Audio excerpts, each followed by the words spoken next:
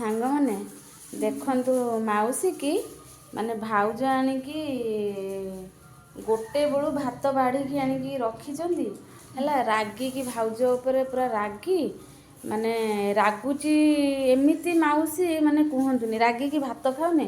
ବରା ଏଇଠି ଦେଖନ୍ତୁ ଜରିରେ ଏଇଠି ପଶେଇଛି ଏଇଠି ବରା ବରା ପଶେଇକି ଖାଉଛି। ଭାତ ଏପର୍ଯ୍ୟନ୍ତ ଖାଇନି। ଭାଉଜ ମୋତେ ଏବେ ଫୋନ୍ କରିଥିଲେ ମୁଁ ଆସିଲି ଦେଖିବା ପାଇଁ। ଦେଖ ରାଗୁଛି। କାହିଁ ରାଗୁଛୁ ମାଉସୀ? କାହିଁକି ରାଗୁଛୁ? ଖାଇଦେ ଖାଇଦେ। ଖାଉନି କ'ଣ କରୁଛି ଜାଣିଛନ୍ତି କ'ଣ ପାଇଁ ସେ ରାଗୁଛି? ଭାଉଜ ଯଦି ଟିକେ ଗୋଟେ ନୂଆ ଲୁଗା ପିନ୍ଧି ଦେଉଛନ୍ତି ସେ ସେଥିପାଇଁ ରାଗୁଛି। ମାନେ ସେ ଯଦି କୁଆଡ଼େ ଟିକେ ବୁଲାବୁଲି କରିବା ପାଇଁ ଭାଇଙ୍କ ସହିତ ଯଦି କୁଆଡ଼େ ଟିକେ ବୁଲାବୁଲି କରିବା ପାଇଁ ଯାଉଛନ୍ତି ସେଥିପାଇଁ ରାଗୁଛି। କଥା ସିନା କହିପାରୁନି ଏଇସବୁ ଜିନିଷ ମାନେ ସେ ରାଗୁଛି ଠାରିକି କହୁଛି। ମାନେ ଆଗକାଳରେ ଯେମିତି ଗୋଟେ ଗୋଟେ ଶାଶୁ ମା ମାନେ ଥାଆନ୍ତି କି ଯେ ମାନେ ରାଗନ୍ତି ବୋହୂମାନଙ୍କ ପ୍ରତି। ଏମିତି ଯାହା ଥାଆନ୍ତି ସବୁ ଲୋକ ନଥାନ୍ତି। କିଛି କିଛି ଶାଶୁମାନଙ୍କ କଥା କହୁଛି ଅଛନ୍ତି ତ ରାଗନ୍ତି କି କ'ଣ କରନ୍ତି। ମାନେ ମାଉସୀ ପୁରା ସେମିତି ନିଜେ ଜାଣିବା କଥା କି ଯେ କେଉଁଠି ବୁଲି ବୁଲି ଖାଉଥିଲା।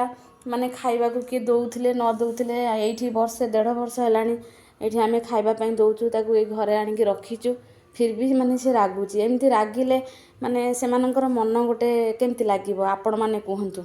ମାନେ ମାଉସୀ କଥା ମାନେ ଶୁଣନ୍ତୁ। ମାନେ ପଳେଇ ଯାଉଛି ମାନେ ଖାଉନି। ମାଉସୀ ଖା ନା ଖାଇବନି।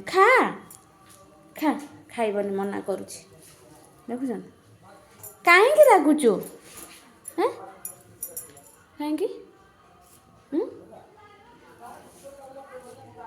ଦେଖୁଛନ୍ତି ମାନେ ସେ ଭାଉଜଙ୍କ ଉପରେ ଭାଉଜ ମୋତେ ଏବେ ଫୋନ୍ କଲେ ଫିର୍ ବି ମାନେ ତାଙ୍କ ମନଟା ବୁଝୁନି ନା। ମାନେ ମୋତେ ମାନେ ଫୋନ୍ କରିକି ପଚାରୁଛନ୍ତି ରଶ୍ମି ଆଉ ଯାଅ ଦେଖ ଟିକେ ଖାଇଲା କି ନାହିଁ। ମୁଁ ଆସିକି 4 ଥର ଆସିକି ଦେଖିଲିଣି ମାନେ କୁଆଡ଼େ ଯାଇଥିଲା ଏବେ ହେଇ ଆସିଲା ବରା ଧରିକି ଖାଉଛି। ଭାତ ହେଇ ଦେଖନ୍ତୁ ଏବେ ଯାଇ ଥୁଆ ହେଇଛି ଭାତ। ସିଏ ଏବେ କହୁଥିଲେ ମୁଁ ମାଛ ନେଇକି ଯିବି ଆଉ ମାଛ ଏବେ ମଧ୍ୟ ଆଣିକି ରୋଷେଇ କରୁଛନ୍ତି। ମାଛ ନେଇକି ଯିବି। ମୁଁ ସେ ତ ଖାଉନି ଆଣିବ କାହିଁକି ନଷ୍ଟ ହେବ ବେକାର। ସେ ଯଦି ଖାଇବ ତାହେଲେ ମୁଁ କହିବି। ସେ ତ ଏବେ କହିଲା ବେଳକୁ ମାଉସୀ ଖାଇଦେ ମାଉସୀ ଖାଇଦେ। ଖାଇବନି ନା ମାଉସୀର ଆକ୍ଚୁଆଲି ବହୁତ ଜିଦ୍ଦି ମାଉସୀର ଶୁଣୁଛନ୍ତି। ସେ ଭାତ ସେମିତି ହିଁ ଥୁଆ ହେଇଛି ଜମା ଖାଉନି। କ'ଣ କରିବ ଆଉ?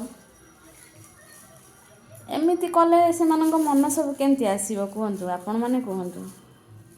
ଏଇ ବରା ଧରିକି ବସିକି ଖାଉଛି ଦେଖନ୍ତୁ। ବରା ହେଇ ଦେଖୁଛୁ ବରା ଖାଉଛି ଭାତ ଖାଉନି ମାନେ ରାଗିକି। ଯାହା ଖାଉଛି ଖାଉ ତା ପେଟ ପୁରୁ ଆଉ କ'ଣ କରାଯିବ ଆଉ। ରଖୁଛି ସାଙ୍ଗମାନେ ଜୟ ଜଗନ୍ନାଥ।